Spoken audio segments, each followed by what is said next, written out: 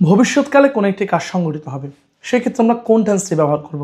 আমরা কি future indefinite tense ব্যবহার করব নাকি ফিউচার পারফেক্ট টেন্স ব্যবহার করব?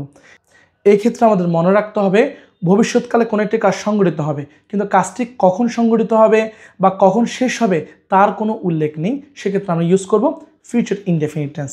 তবে কাজটি কখন সম্পন্ন হবে তার যদি নির্দিষ্টভাবে উল্লেখ থাকে, আমাদের ইউজ করতে হবে ফিউচার পারফেক্ট টেন্স।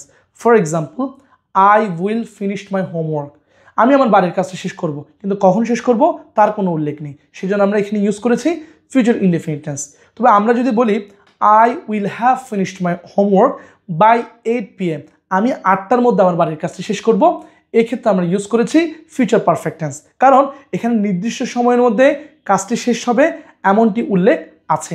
এছাড়াও ভবিষ্যৎকালে দুটি কাজ সংঘটিত হবে এবং দুটি কাজের মধ্যে যে কাজটি পূর্বে সংঘটিত হবে সেটি ফিউচার পারফেক্ট টেন্স এবং যে কাজটি পরে সংঘটিত হবে সেটি হবে প্রেজেন্ট ইনডিফিনিট টেন্স। এক্ষেত্রে আমরা অনেকে ভুল করে থাকি, আমরা মনে করে থাকি যে কাজটি পরে হবে সেটি হবে ফিউচার ইনডিফিনিট টেন্স। আসলে এটি পুরোপুরি ভুল। আমাদের এখানে ইউজ করতে হবে present indefinite tense. For example, I will have finished my homework before my teacher comes. আমার শিক্ষক আসার পূর্বেই আমি আমার বাড়ির কাজ সম্পূর্ণ করব। আশা করি ভিডিওটি আপনাদের ভালো লেগেছে।